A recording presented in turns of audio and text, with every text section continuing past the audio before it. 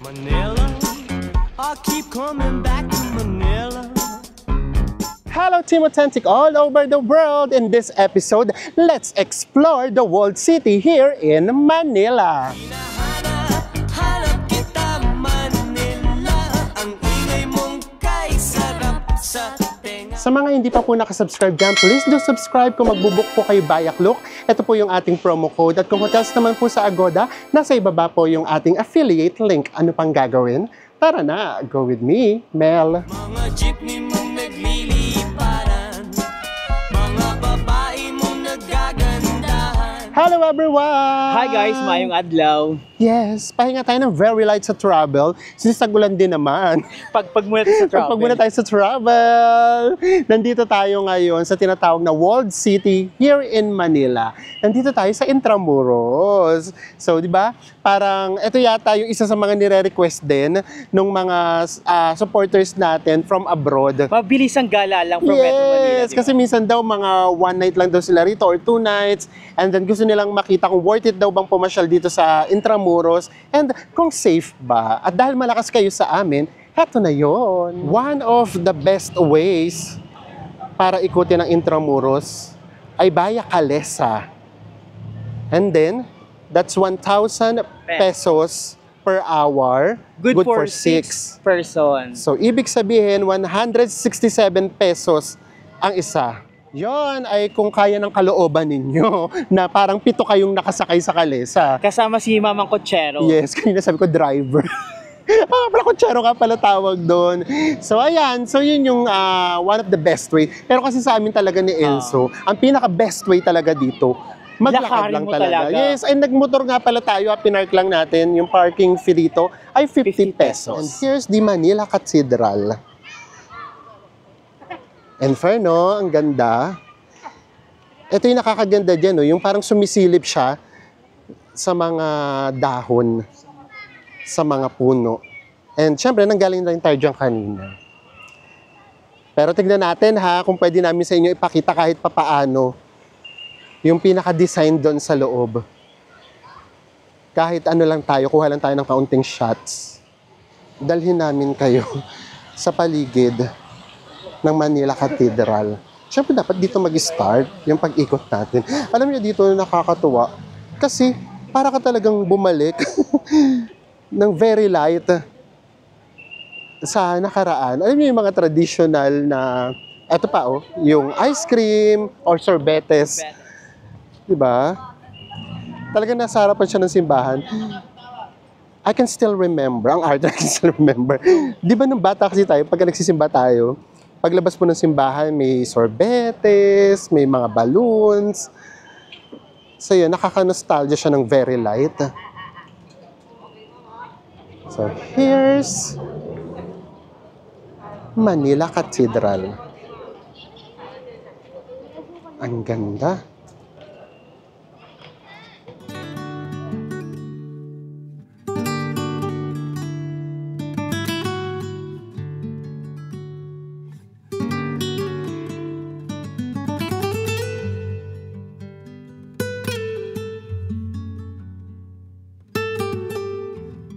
To be honest, hindi sila mahigpit Kung may mga nagbibideo and then meron nagpipictures. So tayo kumuha lang talaga tayo ng ng pwede namin ipakita sa inyo. Kasi meron din namang nagpipray. Yung nga nangyari, halo na siya.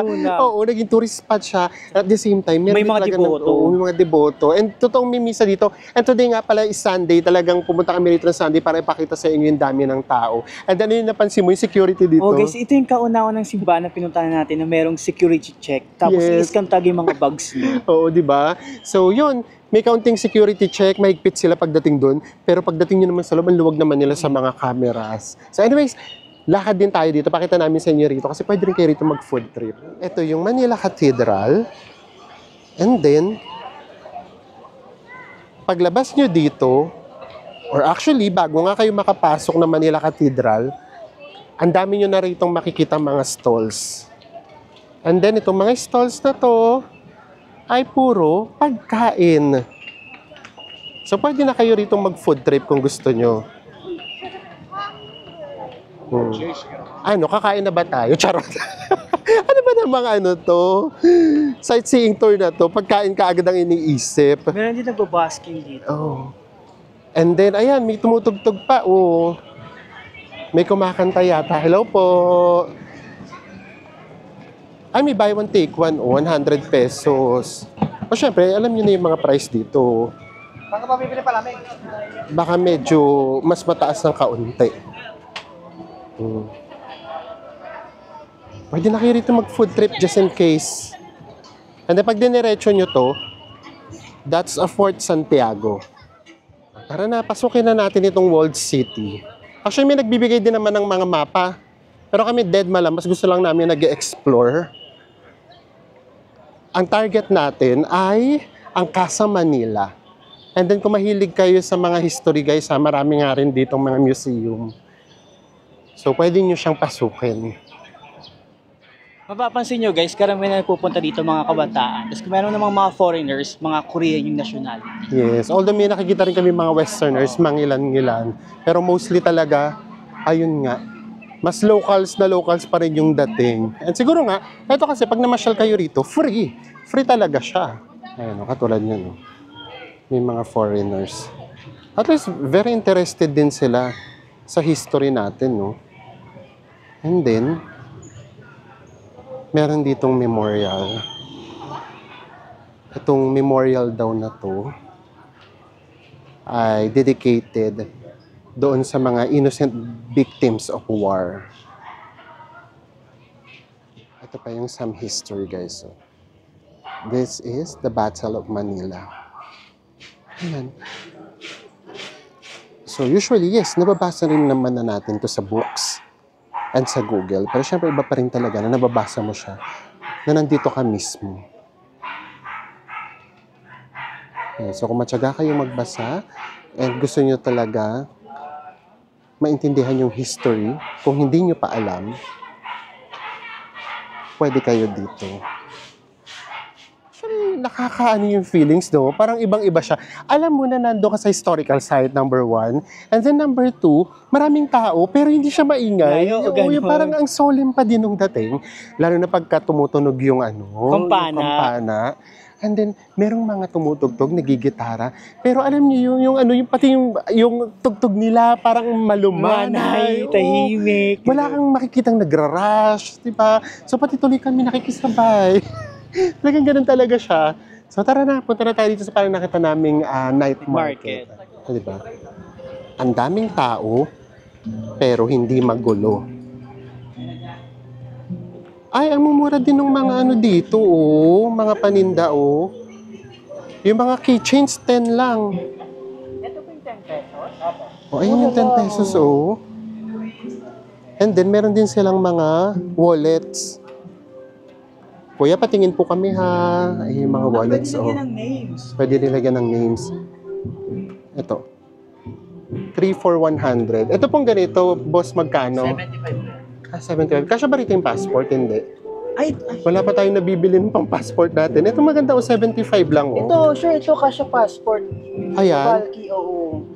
Ito, Kaya alam, may ganito, tanggalin na lang, no? Tanggalin Ang na ganda lang niya, 75 pesos lang. Guys, so pwede pang palagyan ng name. Sa haba nung name natin, pinalagay na lang namin GWM. That's for only 75 pesos. 2 minutes pa daw pala. At least, di ba, ang mura din pala ng mga paninda rito. Hindi tourist trap. Di ba? Ito daw na nasa areang to, every Sunday lang daw meron. So, di ba, na-tsempo tayo. Pero yung nasa unan daw dun sa Manila Cathedral, yun daw talaga daily. So, at least na-tsempohan natin. Kaya mas naging buhay yung area. Ayan, yung mga westerners naman, 8 a.m. to 9 p.m. Every Sunday lang. Yun din, food trip din. Kaya naririnig yung tumutugtog, di ba? Ang malumanay lang. And we're so happy. Dito pala kami makakabilang lalagyan ng passport. May pangalan pa, GWM. Tara na.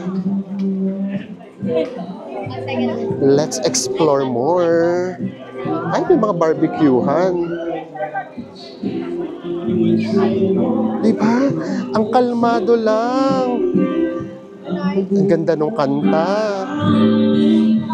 Sana wag tayong ma-copyrights. And then tingnan nyo, pati yung 7-Eleven,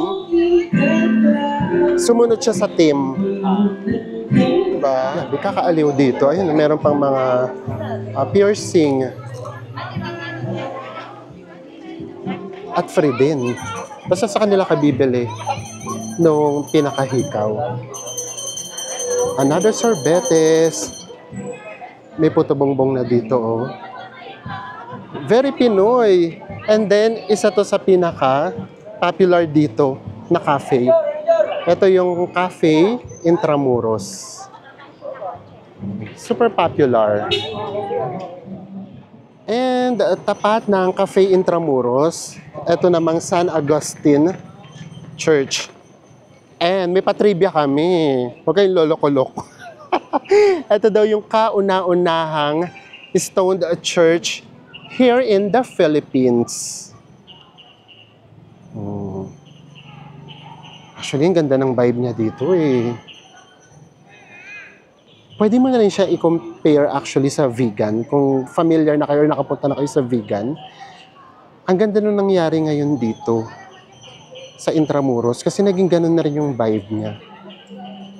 Tara, lapit lang tayo ng very light dito sa simbahan kasi syempre meron din kasi dyan nagpe-pray. And, ayan, kasama pala siya sa World Heritage Site. Pero mas maliit to kaysa sa Manila Cathedral. Mas peaceful dito actually. Kasi ito nasa pinakadulo. So, dito lang din tayo sa labas. Ayun, makikita nyo kasi meron talagang nagpe-pray. Kaya nakakahiya din na magbibideo-video ka dun sa loob. Ay, ito lang tayo sa labas. So, dito mahigpit. Bago kayo pumasok sa pinaka-church, ayun, may makikita kayo doon. Meron doong nakasulat na hindi na pwede mag-picture sa loob. So hanggang dito lang sa labas pwede.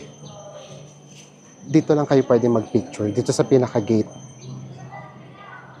O sa pinaka-door. Kanina sabi namin sa inyo, one of the best ways para ikutin ang Intramuros ay Calesa. And then ang favorite namin, walkathon. Pero pwede rin kayo mag-bike. Ang tawag sa bike nila ay bum bike. Pero tingnan mo, papansin mo, mga bagets yun. Mga bagets talaga. Malakas-lakas pa mga tuhod nila. Yes, and si Olivia, di ba Rodrigo, yung singer, na ganyan din siya dito. Nandito siya mismo sa Cafe Intramuros. And nandito na tayo sa Casa Manila Museum. Guys, ito yung mga rates ng bum-bike rentals. 100 per hour. Students 50. Third left on that corner. And then yung mga PWD 80. Two-seaters 150. But the problem is, wala na kuya na available, no? Wala nang available. Ganun siyang kalakas. Oo, nasa labas na lahat, di ba? As in, ang dami talaga nagre-rent. So gawin natin na ito pala yung pinaka-popular na way para ikutin ang Intramuros. So alam nyo na, isa sa best way for experiencing na maikot itong Intramuros, via Calesa. Ang gusto namin ginagawa, maglakad. Pero ang popular way pala talaga ay mag-bike. Yung pala, so 100 pesos per hour. Pero pag estudyante ka, guys, mas Mura na rin yun. Ayun, katulad nun, puro mga estudyante kasi talaga yung mga nagre-renta. So, ubos talaga kaagad siya. And then yung pinaka-entrance ng Casa Manila ay itong Barbaras. Ito yung Barbaras Heritage Restaurant. Ito yung pinaka-entrance ng Casa Manila. At least free siya ha. Pwede talagang pumasok. Meron para dito mga cultural dinner. Oh. Ayan, kung talagang gusto niyo talagang ma-feel Pinoy na Pinoy experience. Tara, lakad tayo. Pasok tayo sa loob. Meron naman mga signage, guys. Ito yung to museum and then yung patio. Ganda, no? Actually, to be honest, maganda talaga siya. Ang ganda nito. And it's all for free, guys, ha? Free nyo siyang ma-experience. And then, tama yung oras na punta namin, 4 p.m. Para makikita nyo yung pagpapalit ng kulay later on. Gusto nyo yung later on? Namasyal lang sa Manila, akala mo ano na, balikbayan o Marte. Ganda, oh. Oh, ayan. Magsilbi tayong photographer for all the foreigners na namamasyal. O, dito tayo. Experience natin to. Ganda niya, no? Ganda, no? Para akyat tayo. Para makita natin yung view from sa taas. Actually, dito pa lang, ang ganda na talaga ng view. Tapos lalo na nga, bumubukas na yung mga ilaw. Alam mo yung dating niya? Ang romantic, ang peaceful. Pag akyat nyo sa itaas, may mga view deck na pwede kayo mag-picture. Ayan. For us, ito yung pinakamaganda. Tapos kapag nag-picture kayo, ito yung magiging background ninyo.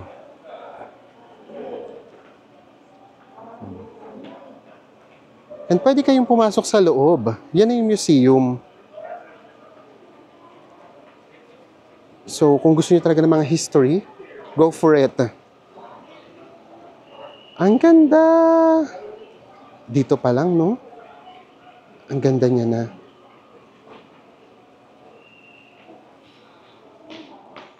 At dahil sightseeing lang tayo, gora na. Picture lang tayo. Tapos labas agad.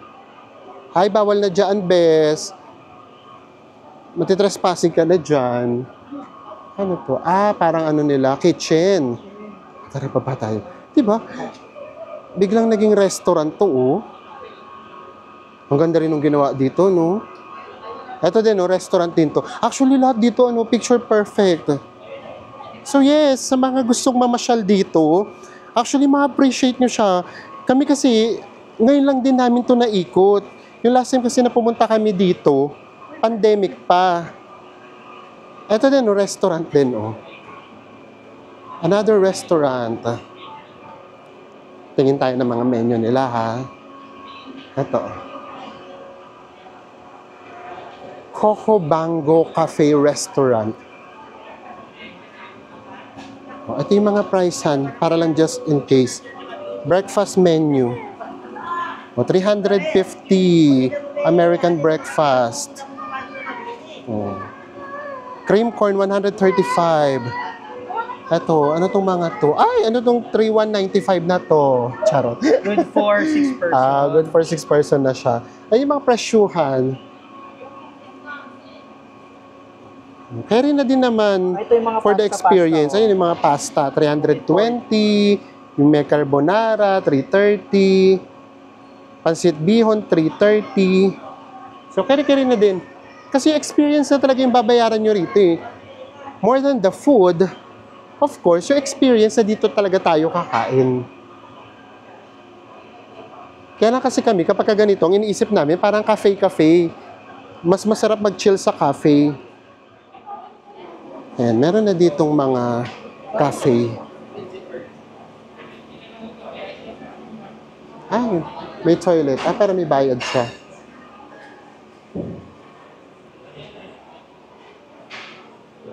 And then meron din pala ritong hotel. Yung Hotel Intramuros din pala. Actually, yung mga stall-stall, ano talaga siya? Mga restaurant pala, tsaka cafe. Katulad din ito. Ang dami nga naman ditong pagpipilian palang restaurants. Ayan. The Royal Cafe. May presyo ba? Ito yung mga presyohan nila. 219.12 ons. Ayan. So, medyo, ano siya, mahal-mahal siya, no? Pero carry na nga. Yung experience na lang. And then, mag-exit na tayo. Yung exit natin, doon sa, ano pa din, Bambay. sa Bambay. Oo. And then, yun nga. Kapag gusto niyo talaga ng mga museum, pwede kayong pumasok, guys, ha? Go for museum. Kapag mahilig kayo sa history, kami lang naman hindi masyado. Mga ano ko sa Target, ang Oo. hilig natin. Sightseeing na sightseeing talaga. Chismis, charot lang. So, ayan, nandito. Ay, wala pa rin bakante na bike ko. Ganun talaga siyang kalakas. Pabalik na tayo dun sa Manila Cathedral. Mag-food trip tayo doon. Pero pakita lang namin sa inyo, ang mumura din talaga. Ng mga souvenir items dito, ito 100 pesos daw. Tapos ito, ref magnet, tatlo 100. And ito po, 50, no? 50. Ano, kaya po Manila. So, very Pinoy, very locals. Uy, nagtanong kami nung barbecue. Barbecue. Mura na yun, ha? Tatlo for 100. And then may kasama na siya. Free rice. Free rice. Kaya lang problema kasi, parang dadalawa lang kasi yung mesa. Tapos okay si ate, ano sabi? Oh, nasasarap pa sila. Ayaw na magsialis. Ilang marinig sa mga kumakain. Ilang kami naman nga ako. Bilis sa yung pagkain nyo, di ba? Diba? Nakakaloka. So anyways, ayan. Alam niyo naman tayo mga Pinoy. Magaling tayo sa tawa. Magaling tayo mang-okray. Very Pinoy talaga. So ito na, oh. May kumakanta na. Medyo weird lang ng kaunti, no? Kasi nasa labas siya ng simbahan. Pero yeah, part of entertainment. Meron din ditong mga barbecue sa labas. Hello po. And then, ayan. Mango shake. 12 ounce, 85. 16, 100. And then yung 22 is 120. Ito yung mga barbecue. Ito pa. So actually, pwede ka namang hindi magmesa. Kung yung kakainin mo, yung mga pika-pika. Kasi pwede naman na pagbili mo, tabi ka lang somewhere, upo ka lang somewhere, doon ka kumain. Actually, iba nga. As in, nakikinig lang talaga sila doon sa kumakanta.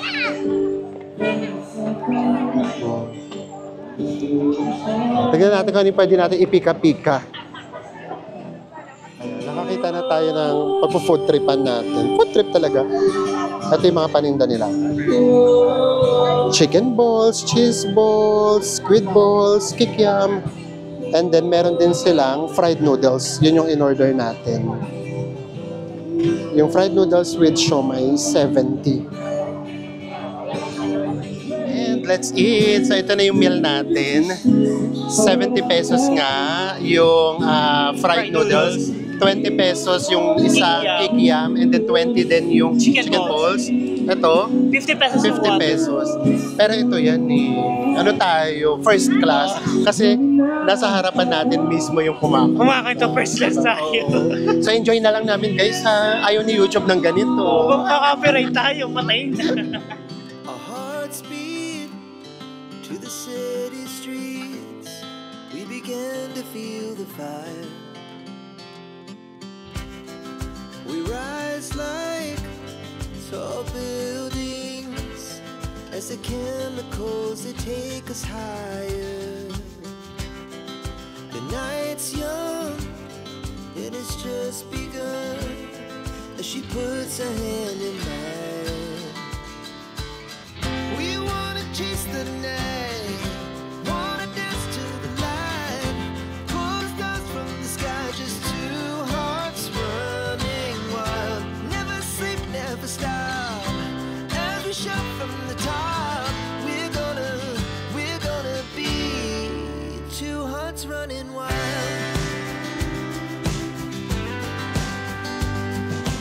And magsi 6 PM na, may misa na. And then grabe, parang ayaw na namin tumayo doon, no? Ganda ng boss si Kuya, Ganda ng boss ni Kuya. Diyos ko, meron pa ng ganito sa Manila. So ngayon, kapag nandito kami sa Manila, hindi pa pinag-usapan na kagad namin. Babalik tayo. Babalik kami, yung talagang yung kapag gusto mo lang mag-unwind, gusto mong manood ng magandang sunset, talagang dito lang, bonus pa yan, pwede kayo rito magsimba just in case kung Sunday kayo matatapat. So speaking of sunset, tawid tayo sa Fort Santiago kasi nandoon yung sunset. Papakita rin namin sa inyo. Tumawid na tayo from the Manila Cathedral for the sunset. Dito kasi namin nakikita yung sunset. So sana meron. And then guys, Kung gusto niya ng mas peaceful, how about Starbucks? Why not? Oo. And pati Starbucks sumabay din sa team ng lugar. So kung ayaw niyong mag Intramuros Cafe or yung sa usually na tinatambayan namin kapag nandito kami sa Intramuros dati, ito, meron ditong Starbucks. At least kahit pa paano, mafe-feel nyo pa rin yung vibe ng Intramuros. Itong Fort Santiago, meron siyang entrance fee. If I'm not mistaken, 75 pesos. But carry na. Kasi pagpasok natin dito, parang maiiba yung mundo natin. Biglang parang forest or malaking garden yung mapupuntahan natin. So carry lang yan. Mag-entrance na tayo. At tama nga, 75 pesos. And kapag nakabila na kayo ng ticket, dito nyo siya ibibigay. I-check kasi siya dito. Hanggang 10 p.m. siya? 10 p.m. Grabe, hanggang 10 p.m. siya, oh. Kaya kahit gabi, ang sarap pamasyal. And pakiramdam namin, gumaganda siya lalo sa gabi dahil sa mga ilaw. Ganda. And good thing, pet friendly. Basta naka-diaper ang ating mga abibi, pwede. Ayan. Doon sa labas, peaceful naman na siya. Pero mas peaceful di hamak dito. Ay, grabe, ang ganda. May ganito pala dito. Ganda dito paggabi siguro. Ayan. So, di ba, blessing in disguise din na hindi tayo umalis dahil natatakot tayo sa bagyuhan. Ito pala pwede nating ma-enjoy kung mga taga Manila lang tayo. Oh. And also, kung taga-province kayo usually, yung uma-attend kayo ng mga meeting or conference sa Manila. And yung mga balikbayan dyan na meron lang overnight o kaya 2 days lang dito sa Manila. Yes, so bago kayo pumunta ng Boracay, ng Palawan, daan kayo dito. Kasi ito kahit half day, okay na siya. And pakiramdam namin, mas okay rito pumunta na talaga yung gabi na. Yung mga 5. Mga gantong oras. Gantong oras, yung mga 5 to 9 or hanggang 10, okay na okay siya. Grabe naman itong nilalakaran natin.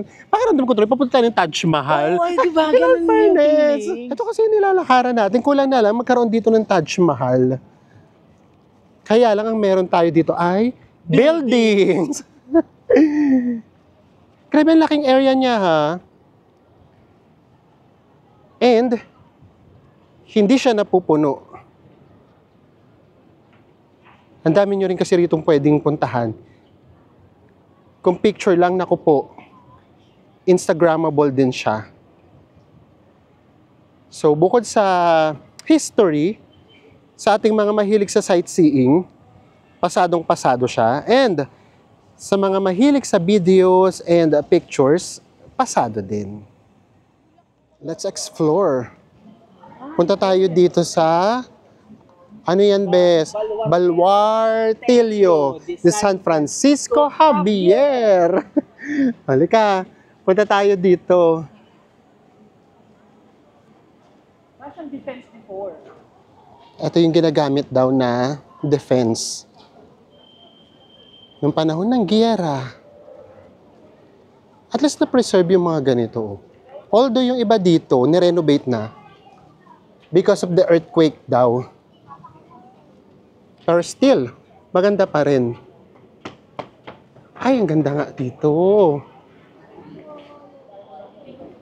Tingnan natin ang mga ganap. Ang sarap dito maghintay ng sunset. Actually, hinahanap namin kung saan yung sunset spot. Pero pakiramdam namin, nasa Manila Bay mismo siya. Doon natin siya makikita. Ang lawak nito, oh. Golf ba to, Bes? Ay, golf nga. Di ba, taga Manila, tapos ang dami namin hindi alam dito.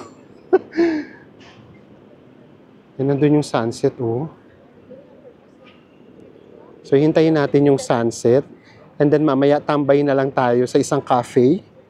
Kinulit na naman ako ni Enzo sa mga shots na gusto niya. Gusto niya doon talaga yung ganito. Yung ganyang layo, tapos tayo dalawa, kita yung view ganyan. No? Gusto niya yung ganyan. Sabi ko, ba't hindi mo na iharap sa view? Hindi, gusto niya daw, kasama daw kami. Hindi, kasama tayo para sa atin yung video. Yes. And then parang na-experience nyo rin siya, kasama nyo kami. tayo mismo yung naglalakad dito. Ay, ano yung sunset, ganda. And alam nyo naman, very Pinoy tayo. Meron ditong ruins. So kapag ka Pinoy, ang ruins ay tourist spot. Picture dapat dyan. Kaloka. Grabe, ang ganda ng vibe dito. In all fairness, we enjoyed it. Tapos ang relax lang, yung wala kang hinahabol na oras, wala kang next itinerary, di ba? And then, ayan, malapit lang to actually dun sa pinag-anuhan natin, pinag-stayan natin. Staycation natin. Yung staycation natin, yung Lime Resort Hotel. Manila. So, just in case lang pwede kayo rito pumunta. Or anywhere dito, kapag dito kayo nag-stay bago kayo pumunta ng airport, maganda dito, experience nyo siya. Ito oh, para tayong nasa forest. Ang green, ang peaceful. Ay, bukas pa yung ilaw. Magical. Wow, magical. And we experience it na nandito tayo sa Manila. Ang entrance lang dito, 75 pesos. And for us, it's all worth it. Kasi, sa 75 pesos, ito na yung na-experience natin. Malayong-malayo siya dun sa buhay syudad. Ganon talaga yung feels niya. Iconic! Di ba? Pati dito, oh, ganda! Paglabas mo dito, ang ganda, oh. Meron ditong pa-lake. Or may pa-kanal. Hanapin natin yung sunset, dali! Baka hindi natin maabutan. Ang laki ba naman itong area na to? Ganda kasi talaga eh. Sorry naman, pakita muna namin sa inyo to bago tayo humabol sa sunset. Ganda ng ilaw, lalo na pagbalik natin pagka madilim na. Kung ang Japan, merong mga castle, tayong mga Filipino, dito sa Pilipinas, meron tayong Fort Santiago. Actually, yun. May ganun siyang feels. Tapos di ba sa Japan, yung mga castle pa naman, nasa gitna lang din ng city. Tapos pagpasok nyo dun sa castle, biglang parang ang peaceful na kaagad. So ganun din yung feels nito. Pasok tayo. Ito yung Fort Santiago Gate. Ganda din, no? And meron ditong pa-history ng very light. Ayan. Itong gate na to pala was built together with the military barracks in 1714. Pero nasira siya noong 1945 dahil sa nangyaring Battle of Manila. And then, nirestore na lang siya noong 1982. At least, di ba? Itong mga ganito dapat talaga nire-restore siya. Kasi imagine kung mawawala ito, no? Ang ganda niya talaga. So, syempre, yung history, importante. And same thing, nakakatulong din siya sa tourism. Parang dito sa Manila, ito yung pinakamarami naming foreigners na nakita. Itong part na to ng Manila na to. Grabe guys, so, nagmamadali na kami sa sunset. Kasi pulang-pula na yung langit. Pawala na yung sunset. Mamaya na namin sa inyo ipapakita yung view natin. Baka kasi hindi natin maabutan. Dito tayo sa pinakadulo. Ang laking area niya kasi talaga. And ito na yung sunset. Oh my gosh! Grabe yung sunset din dito sa Manila Bay, oh. Ba? Ay, grabe. Fabulous din yung sunset. And alam nyo na, ito yung mga moment na dapat ninanamnam na lang natin. Grabe. Yung sa Cebu, di ba, manghang-mangha din tayo. Yung pala, meron naman pala dito sa Manila. Hindi pa tayo lalayo, hindi natin kailangan ng ticket. Nasakto meron ding bridge to. Oo, ganito-ganito rin yung sa Cebu, yung pinuntahan natin. So yeah, we're just enjoying the sunset. And then mamaya, pagbalik, pakita na namin sa inyo siya kapag kagabi. Kasi nag-iiba rin yung vibe niya.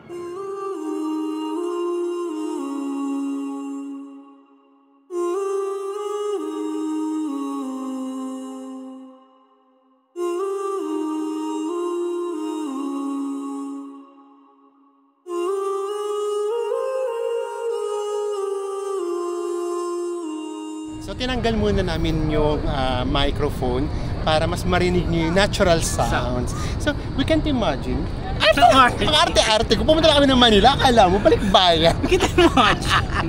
Oo, kasi alam niyo ba, familiar kami rito sa paligid. Kasi kapag nagdi-Divisoria kami, dito kami dumadaan. Ito yung dinadaanan namin dito. Meron ditong kalsada na super traffic dyan. And then yung tulay naman, yun naman yung dinadaanan namin. Kasabayan namin doon, puro mga trucks. Di ba pag everything na dumadaan tayo sa tuloy na yan, takot na takot tayo kasi lalaki ng truck na nakakasabay namin. Yes.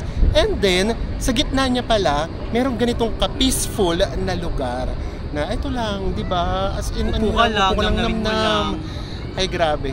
We are so grateful na na-experience namin to. Minsan yung mga binabaliwala natin, never kami nag-isip na, tara mag-Manila naman tayo, pasyal natin sila doon, walang ganun. Okay, di ba minsan natin mag-usap tayo, tara punta tayo sa Cebu, punta tayo sa fort. Pupunta pa kami ng Cebu para lang pumunta doon sa mga fort, and then meron pala dito. So yeah, minsan talaga blessing in disguise din na hindi tayo umalis. Tapos ito nai-enjoy namin siya and na-share namin siya sa inyo. Isa sana sa pinaka-interesting na pwede natin ditong puntahan yung the dungeons of Fort Santiago. Kaya lang, close siya ngayon dahil daw high tide. Ito kasi makikita sana natin yung mga dating ginagawang kulungan ng mga kalaban ng state before. Ayan may mga parang Bartolina nga dito.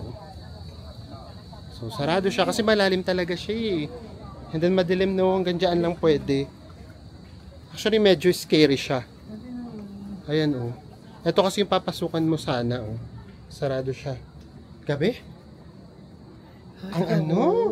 Ang kipot-kipot na madilim.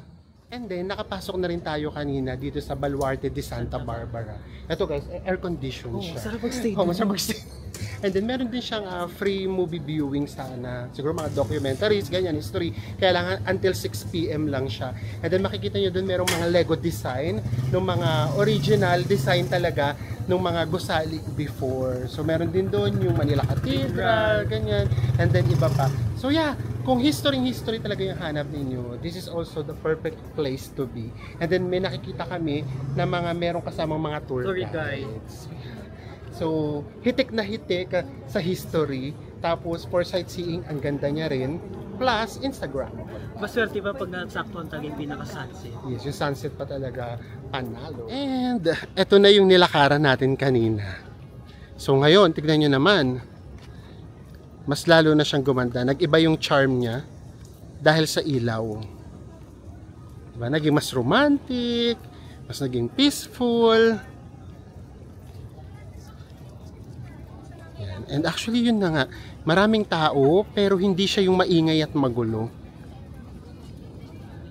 Yan, marami kayo rito pwedeng puntahan guys ha. Pwede nyo siyang ikutin. Actually feeling namin yung 2 oras kulang dito para ikutin nyo tong Fort Santiago.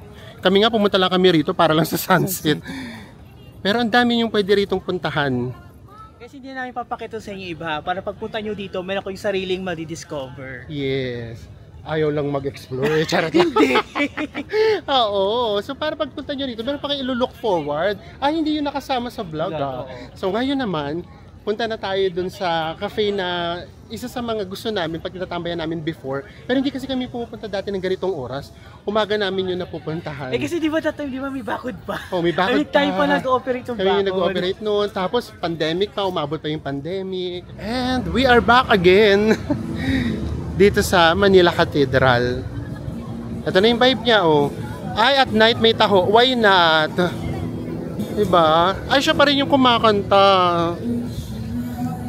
Ay, repetition yung song. Charot. Diba alatang ang tagal naming tumambay dito. Naririnig na namin yung ulit ng kanta. So, ito yung Manila Cathedral kapag kagabi. Yan. Hanap tayo ng cafe na pwede tayong tumambay. Ay, kaloka. Meron din pala ritong cafe. Ito mismo yung Manila Cathedral. And then cafe to guys. Anong cafe to? Kaloka, habang nagka-cafe ka, nagpipray. Oo, may misa. Why not? Diba, umattend ka ng misa pero nagko-coffee ka. Nandito naman tayo sa kabilang side. And then dito, ayan. May mga kainan din. Dito naman tayo sa medyo malayo-layo. Kasi parang hindi naman nakaka-happy na magkakape tayo sa Sa mismong simbahan. Ito, La Cathedral Cafe. At least ito, medyo malayo tayo. Matatanaw lang natin yung pinaka Manila Cathedral. Ayan yung Manila Cathedral. Oh. Yung ano yung tawag dyan? Campanaria. Yun lang yung makikita natin. Para tignan natin kung makakapasok tayo. Kasi dati, meron ditong reservation. Baka during the pandemic yun. Ano pala ito? Pure gold. Paglabas kailangan na may resibo. Sabi ko, ba't kailangan niya kasi para wala nang nagbayan? Or hindi, para malaman, hindi lang tumambay siguro. Okay. Diba? Kasi syempre, maganda yung place. Akita namin sa inyo ng very light time. Ganito yung itsura niya last time. Ganto din last. Tingnan nyo naman, para pa rin tayong papasok ng museum. And then dito, mag-coffee lang kayo or drinks, carry na. Ngayon, kung gusto nyo pa rin mag-cookies, kami last time cookies lang eh. Pwede din naman. Oh, ganda oh. Naku, waiting yata tayo. Oh. Naku, waiting tayo. Narakit na tayo. And, dito pala yung Vera. Ito yung events place. Hi! Sa ka-authentic natin. Na owner ng Vera. Hello po. Sayang, hindi tayo nagkita. Ito na, yung Manila Cathedral. So, alfresco siya. Ito yung ating view. At ito ang vibe. Punong-puno. Sarap. Meron na tayong place. Guys, ito na yung order natin. Kung ano yung pinakamura yung in-order namin. Sa akin, glazed croissant, which is 165 pesos. And then, kay Enzo naman ay Chocolate overload croissant. chocolate overload croissant, 165 pesos din. Busog na tayo eh. Charot, press release. Ito na yung ating frap. Kay Enzo ay matcha, which is 175 pesos. Yung sa atin naman ay double chocolate mocha, 165 pesos. 16 ml. Oh, Ounce pala. But then again, of course, ang binayaran naman kasi na talaga natin dito more than the food. Yung mismong vibe, yung ambience, yung view, yung all-in-all experience. Let's eat na! Narinig yun, lumutong na yung croissant ko. And then, meron din dito mga rice meals, naririnig ko may mechado, May adobo, may kare-kare. Tayo kasi, busog na tayo. And then, ito naman yung drinks natin.